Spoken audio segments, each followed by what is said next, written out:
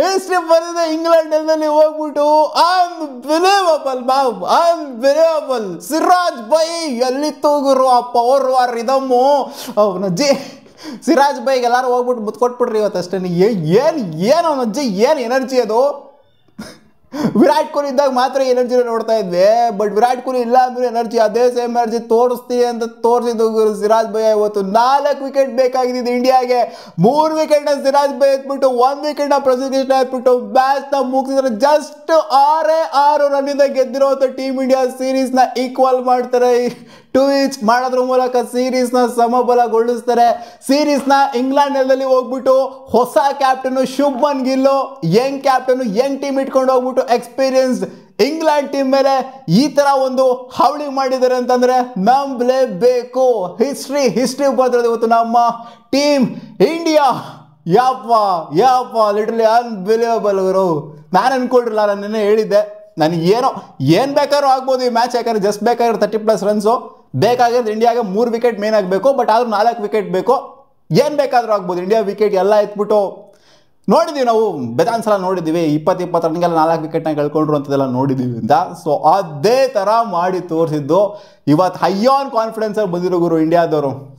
Heavy confidence ನೋಡ್ತೊಂಡ್ರೆ pumped up. ಇಲ್ಲಿ ಪ್ರಸಿದ್ಧ ಕೃಷ್ಣ ಆಗಿರಲಿ, ಸಿರಾಜ್ ಭಯ್ ಆಗಿರಲಿ, ಹೆವಿಲಿ ಐಲಿ ಪಂಪ್ಡ್ ಅಪ್.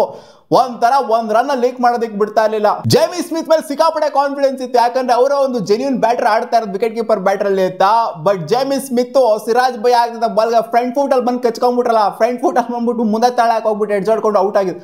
ಇನ್ಫ್ಯಾಕ್ಟ್ ಅದು ಎಡ್ಜ್ ಆಗಿದ್ದೇನೆ ಗೊತ್ತಾಗಿರ್ಲಿಲ್ಲ. DRS ಎಲ್ಲ ತಗೊಂಡ್ರು, ಅದು ಇದೆಲ್ಲ ಸೀನ್ ಆಯಿತು. ಬಟ್ ಎಡ್ಜ್ ಆಗಿದ್ದು ಗೊತ್ತಾಗಿತ್ತು, ನಮ್ಮ ಇಂಡಿಯನ್ಸಿಗೆ ಗೊತ್ತಾಗಿತ್ತು. ಔಟ್ ಅಂತ ಡಿಕ್ಲೇರ್ ಆಯಿತು. ಜೇಮಿ ಸ್ಮಿತ್ ಔಟ್ ಆಗ್ತಾ ಇದ್ದಂಗೆ, ಜೇಮಿ ಸ್ಮಿತ್ ಇದ್ದಿತ್ತು ಅಂತಂದರೆ ಏನಾರು ಮಾಡ್ಬಿಡ್ಬೋದಾಗಿತ್ತು. ಜೇಮಿ ಸ್ಮಿತ್ ಔಟ್ ಆಗ್ತಾ ಇದ್ದಂಗೆ high on confidence pumped up ಆಗೋಗ್ಬಿಡ್ತೀವಿ. ಇರೋದೆಲ್ಲ ಟೇಲೆಂಡರ್ಸು ಎತ್ಬಿಡೋಣ ಗುರು. ಹೆಂಗಿದ್ರು ಕ್ರಿಸ್ ವೋಕ್ಸ್ಗೆ ಆಡೋಕ್ಕಾಗ್ತಾ ಇಲ್ಲ. ಪಾಪ ಕ್ರಿಸ್ ವೋಕ್ಸ್ಗೆ ದೊಡ್ಡ ಸೆಲ್ಯೂಟ್ ಅಂತೂ ಹೊಡಿಲೇಬೇಕು ಗುರು. 9 ವಿಕೆಟ್ ಬೀಳುತ್ತೆ. ಕ್ರಿಸ್ ವೋಕ್ಸು ನಡ್ಕೊಂಬರ್ತಾರೆ ಆ ಶೋಲ್ಡರ್ನ ಇಟ್ಕೊಂಡು ಬಚ್ಚಿಕೊಂಡು.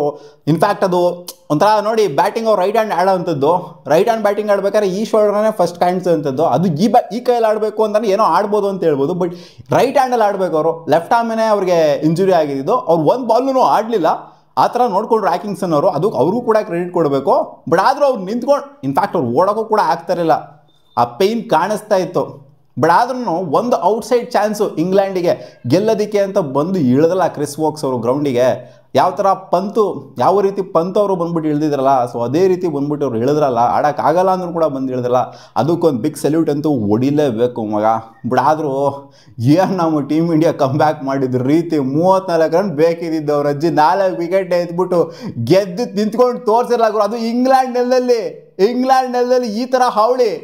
ಇಂಡಿಯನ್ ನೆಲದಲ್ಲಿ ಬಿಡಿ ಏನೋ ಮಾಡ್ತೀವಿ ಅಂತ ಅನ್ಬೋದು. ಬಟ್ ಇಂಗ್ಲೆಂಡ್ ನೆಲದಲ್ಲಿ 4 ವಿಕೆಟ್ ಪಟ ಅಂತ ಅದು ಇಂಗ್ಲೀಷ್ ಮೆನ್ಸ್ಗಳ ಮುಂದೆ ಎತ್ತಿತ್ತು. ಎಲ್ಲ ಅವ್ನ ಅಜ್ಜಿ ಹೆಂಗೆ ಕೂತ್ಕೊಂಡಿರೋದು ಸ್ಟೇಡಿಯಮಲ್ಲಿ ಇವತ್ತು. ಆ್ಯಕ್ಚುಲಿ ಇನ್ನೊಂದು ಹೇಳಬೇಕು ಅಂದರೆ ಸ್ಟೇಡಿಯಂ ಹೌಸ್ ಪ್ಯಾಕ್ಡ್ ಇವತ್ತು. ಟಿಕೆಟ್ಸ್ ಎಲ್ಲ ಸೋಲ್ಡ್ ಔಟು. ಜಸ್ಟ್ ಬೇಕಾಗಿರೋ 30+ ರನ್ಸು. ಗೊತ್ತು 1 ಅವರ್ ಗೇಮ್ ಆಗುತ್ತೆ ಅಂತ, ಆದರೂ 1 ಅವರ್ ಗೇಮ್ ಆಗ್ಬೋದು ಅಂತ. ಬಟ್ ಆದರೂ ಹೌಸ್ ಪ್ಯಾಕ್ಡು. ಎಲ್ಲ ತಲೆ ಮೇಲೆ ಕೈ ಕೂತ್ಕೊಂಡವ್ರೆ, ಎಡ್ಜ್ ಆಫ್ ದ ಸೀಟಲ್ಲಿ ಕೂತ್ಕೊಂಡವ್ರು ಎಲ್ಲರೂ ಮ್ಯಾಚ್ನ ನೋಡೋದಕ್ಕೆ.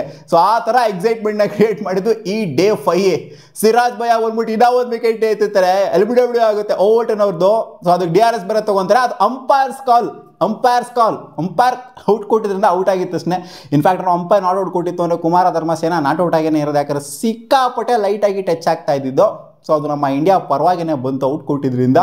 ಆಮೇಲೆ ಪ್ರಸಿದ್ಧ ಕೃಷ್ಣ ಬಂದ್ಬಿಟ್ಟು ವಿಕೆಟ್ ತೆಗಿತಾರೆ. ಟಂಗ್ ಅವರು ಬೋಲ್ಡ್ ಮಾಡಿ ಬಿಸಾಕ್ತಾ ಇದ್ದಂಗೆ ಈ ಕಡೆಯಿಂದ ಆ್ಯಕಿಂಗ್ಸನ್ನು ಜೊತೆಗೆ ವೋಕ್ಸ್ ಅವರು ನೋಡಿ, ಆ್ಯಕಿಂಗ್ಸನ್ ನಿಂತ್ಕೊಂಡು ನಿಧಾನಕ್ಕೆ ಆಡ್ತಾ ಇರ್ತಾರೆ.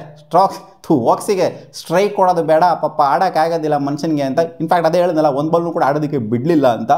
ವೋಕ್ಸು ಬೆಟರ್ ಬ್ಯಾಟರ್ನ ಆ್ಯಕಿಂಗ್ಸನಿಗೆ ಕಂಪೇರ್ ಮಾಡ್ತು ಅಂತಂದರೆ, ಅವ್ರೇನಾದ್ರು ಫಿಟ್ ಇತ್ತು ಅಂದರೆ ಅದು ಬೇರೆ ಕಥೆನೇ ಆಗೋಗ್ಬಿಟ್ರದು. ನೋಡಿ ಅವ್ರಿಗೆ ಇಂಜುರಿ ಆಗಿರುವಂಥದ್ದು ಅವ್ರಿಗೆ ಒಂಥರ ಈ ಮ್ಯಾಚ್ನೇ ಕಿತ್ಕೊಂಡಂಗೆ ಆಗೋಗ್ಬಿಡ್ತು. ಇಲ್ಲಿ ವೋಕ್ಸ್ ಮೇಲೆ ಪ್ರೆಷರ್ ಇರೋದಕ್ಕಿಂತ ಆ್ಯಕಿನ್ಸನ್ ಮೇಲೆ ಜಾಸ್ತಿ ಪ್ರೆಷರ್ ಇದ್ದಿದ್ದು. ಏನು ಮಾಡೋದು ಬಾಲೇ ಟಚ್ ಆಗ್ತಿಲ್ಲ ಬ್ಯಾಟಿಗೆ. ಹೆಂಗೆ ಆಗ್ತಿದ್ದಾರೆ ಬೌಲಿಂಗ್ನ. ಅಷ್ಟು ಹೈಲಿ ಪಂಪ್ಡ್ ಅಪ್ ಆಗಿ ಪ್ರಸಿದ್ಧ ಕೃಷ್ಣ ಆಗಿರಲಿ, ಸಿರಾಜ್ ಭಯ್ ಆಗಲಿ ಆಗ್ತಿರೋದು. ಸಿರಾಜ್ ಅಣ್ಣನ ಓವರು ಜುರಾಲ್ನವರು ಆ ಗ್ಲೌಸ್ನ ತೆಗೆದು ಇಟ್ಕೊಂಡಿರಲಿಲ್ಲ. ರನ್ನೇ ಓಡ್ಬಿಟ್ರು ಹಂಗೇನೆ. ಬಾಲ್ ಟಚ್ ಆಗಿಲ್ಲ ಅಂದ್ರೆ ಬೀಟ್ ಆದ್ರೂ ಕೂಡ ರನ್ ಓಡ್ಬಿಟ್ರು. ಎಲ್ಲಿದ್ದಾಗರು ಏನು ಮಾಡ್ತಿದ್ದಾಗರು, ಗ್ಲೌಸ್ ತೆಗೆದ್ಬಿಟ್ಟು ಇಟ್ಕೊಳಕ್ಕಾಗಲ್ವಂತ ಸಿರಾಜ್ ಭಯ್ ಆಮೇಲೆ ಹೇಳ್ತಾವ್ರೆ. ಆಮೇಲೆ ನೆಕ್ಸ್ಟ್ ಓವರ್ ಆಯಿತು, ಅದ್ರ ನೆಕ್ಸ್ಟ್ ಓವರ್ ಆಯಿತು. ಆಮೇಲೆ ಬಂದ್ರು ನೋಡಿ ಅಲ್ಲಿ ಸಿರಾಜ್ ಭಯ್ಯ ಬಿಟ್ರು ನೋಡಿ, ಬೋಲ್ಡಿಂಗ್ ತೆಗೆದು ಒಟ್ಟಲ್ಲಿ ಹೊಡೆಯೋದಕ್ಕೆ ನೋಡ್ತಾ ಇದ್ದಿದ್ದು. ಆ್ಯಕ್ಚುಲಿ ಪ್ರಸಿದ್ಧ ಕೃಷ್ಣನೂ ಅಷ್ಟೇನೆ ಹೆವಿ ಪೇಸ್ ಆಗ್ತಾಯಿದ್ರು.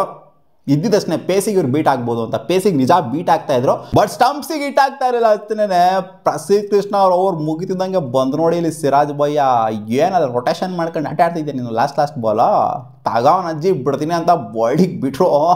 ಕಳ್ಳ ದೋಗ್ಬಿಟ್ರೆ ಹಂಗೇನೆ ಎಲ್ಲ ಕುಣಿದು ಕೊಪ್ಪಳ್ಸಿ ಪಲ್ಟಿ ಹೊಡೆದು ನೆಗೆದು ಕುಣಿದು ಎಲ್ಲ ಇಂಡಿಯನ್ ಫ್ಯಾನ್ಸ್ಗಳಲ್ಲಿ ತಲೆ ಮೇಲೆ ನಿಜವಾಗ್ಲೂ ತಲೆ ಮೇಲೆ ಹೆಂಗೆ ಕೈ ಇಟ್ಕೊಂಡು ಕೂತ್ಕೊಂಡಿದ್ರು ಅಂದರೆ ಎಲ್ಲರೂ ಹಂಗೆ ಕೈ ಇಟ್ಕೊಂಡು ಕೂತ್ಕೊಂಡ್ಬಿಟ್ಟಿದ್ರು. ಎಡ್ಜ್ ಆಫ್ ದ ಸೀಟಲ್ಲಿ ಕೂತ್ಕೊಂಡಾಗಿಂದ ಇಂಗ್ಲೆಂಡ್ ಸೋತಾದ್ಮೇಲೂ ಕೂಡ ಇಂಗ್ಲೆಂಡ್ ಫ್ಯಾನ್ಸ್ಗಳು ಸ್ಟಂಡ್ ಇಂಗ್ಲೆಂಡ್ ಫ್ಯಾನ್ಸ್ಗಳು ಎಕ್ಸ್ಪೆಕ್ಟೇಷನ್ ಇದೆ ಇಂಗ್ಲೆಂಡ್ ಗೆಲ್ತಾರೆ ಅಂತ. ಜೇಮಿ ಸ್ಮಿತ್ ಅವರ ವಿಕೆಟ್ ಬಿದ್ದಿದೆ ಮೇನ್ ಕ್ರೂಷಿಯಲಲ್ಲಿ. ಅದು ವಿಕೆಟ್ ಟೇಕಿಂಗ್ ಬಾಲ್ ಏನಲ್ಲ, ಇವರೇ ಫ್ರಂಟ್ ಫುಟಲ್ಲಿ ಬಂದ್ಬಿಟ್ಟು ಎಡ್ಜ್ ಹೊಡ್ಕೊಂಡು ಔಟ್ ಆಗಿದ್ದು. ಒಂಥರ ಏನು ಗುರು ತಿಕ್ಲ ಥರ ಹಿಂಗೆ ಔಟ್ ಆಗೋಗ್ಬಿಟ್ವಿ ನಾವು ಅಂತ ಅವರೇ ಅಂದ್ಕೊಂಡಿರ್ತಾರೆ. ಸೊ ನಿಮಗೇನು ಅನಿಸ್ತು ಗುರು? ಹಿಸ್ಟ್ರಿ ಬರ್ತದೆ ಇವತ್ತು. ನಮ್ಮ ಟೀಮ್ ಇಂಡಿಯಾ ಸೀರೀಸ್ನ ಸಮಬಲಗೊಳಿಸಿ ಸೋತಿಲ್ಲ, ನಾವು ಸೀರೀಸ್ನ ಸಮಬಲಗೊಳಿಸಿ ಬಂದಿದ್ದೀವಿ ಇಂಗ್ಲೆಂಡಿಂದ. ಅದು young and energetic Indian team. ಮೆಚ್ಕೊಂಡೇಬೇಕು ಇಂಡಿಯಾ ಕೊಟ್ಟಿರುವಂಥ ಫೈಟಿಗೆ, ಇಂಡಿಯಾದ ಪರ್ಫಾರ್ಮೆನ್ಸಿಗೆ. ಮತ್ತೆ ಸಿಗೋಣ ಮುಂದಿನ ವಿಡಿಯೋದಲ್ಲಿ ಗಾಯ್ಸ್.